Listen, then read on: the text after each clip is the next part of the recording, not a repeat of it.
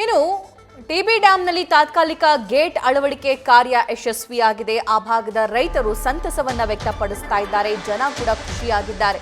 ಡ್ಯಾಂನ 19ನೇ crest ಗೇಟ್ನ ಸ್ಟಾಪ್ಲಾ gate ಅಳವಡಿಕೆ ಕಾರ್ಯ ಯಶಸ್ವಿಯಾಗಿದೆ. ಜೀವ ಜಳ ಉಳಿಸೋದಕ್ಕೆ ಜೀವ ಪಣಕ್ಕಿಟ್ಟು ಹಗಲು ರಾತ್ರಿ ಎನ್ನದೆ 4 ದಿನದಿಂದ ಕಾರ್ಮಿಕರು ಶ್ರಮಿಸಿದ್ದಾರಲ್ಲಿ ಗೇಟ್ ಅಳವಡಿಕೆ ಕಾರ್ಯದಲ್ಲಿ 80ಕ್ಕೂ ಹೆಚ್ಚು ಸಿಬ್ಬಂದಿಗಳ ಶ್ರಮವಿದೆ. ಹಗ್ಗ ಹಿಡಿದು ನೀರಲ್ಲಿ ಇಳಿದು ಕಾರ್ಮಿಕರಿಂದ ಗೇಟ್ ಅಳವಡಿಕೆ ಕಾರ್ಯ ಆಗುತ್ತೆ.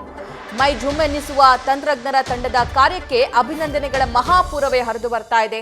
ತಂತ್ರಜ್ಞರ ತಂಡವನ್ನ ಸನ್ಮಾನಿಸಿದ ಕನ್ನಡ ಪರ ಸಂಘಟನೆಗಳು. ದೃಶ್ಯದಲ್ಲಿ ಗಮನಿಸ್ತಾ ಇದ್ದೀರಿ, ಕನಯ್ಯ ನಾಯ್ಡು ಅವರ ತಜ್ಞರ ನೇತೃತ್ವದ ತಂಡದಿಂದ ಟಿಬಿ ಡ್ಯಾಂನ 19ನೇ ಕ್ರೆಸ್ಟ್ ಗೇಟ್ ಚೈನ್ ಲಿಂಕ್ ಏನ್ ಕಟ್ ಆಗಿತ್ತು, ಆ ಗೇಟ್ ಅಳವಡಿಕೆ ಕಾರ್ಯ ಯಶಸ್ವಿಯಾಗಿದೆ.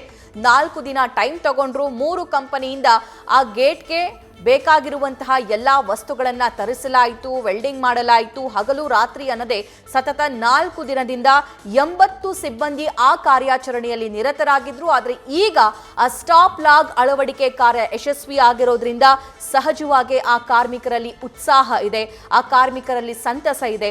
ಸಕ್ಸಸ್ಫುಲಿ ನಾವು ಈ ಕಾರ್ಯಾಚರಣೆಯನ್ನ ಮಾಡಿದ್ದೀವಿ, ಸಾಕಷ್ಟು ನೀರನ್ನ ತಡೆ ಹಿಡಿದಿದ್ದೀವಿ ಅಂತ.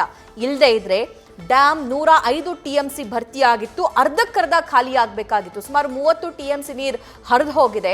ಆದರೆ ಈ ಕಾರ್ಯಾಚರಣೆ ಸ್ಟಾಪ್ ಲಾಗ್ ಕಾರ್ಯಾಚರಣೆ ಯಶಸ್ವಿ ಆಗದೇ ಇದ್ದಂತಹ ಸಂದರ್ಭದಲ್ಲಿ ಇನ್ನಷ್ಟು ಜಾಸ್ತಿ, ಇನ್ನೂ 30ರಿಂದ 40 TMC, ಒಟ್ಟು 60ರಿಂದ 70 TMC ನೀರನ್ನು ಖಾಲಿ ಮಾಡಬೇಕಾಗಿತ್ತು. ಆ ಭಾಗದ ರೈತರು ಸಾಕಷ್ಟು ಚಿಂತೆಯಲ್ಲಿದ್ರು. ಬೇಸಿಗೆ ಸಂದರ್ಭದಲ್ಲಿ ಏನ್ ಮಾಡಬೇಕು, ಕುಡಿಯೋ ನೀರಿಗೆ ಏನ್ ಮಾಡಬೇಕು ಅನ್ನೋ ಪ್ರಶ್ನೆ ಅವರಿಗೆ ಕಾಡ್ತಾ ಇತ್ತು. ಅದೆಲ್ಲವನ್ನು ಕೂಡ ಸೇವ್ ಮಾಡಿದ್ದಾರೆ ಈ ತಜ್ಞರ ತಂಡ.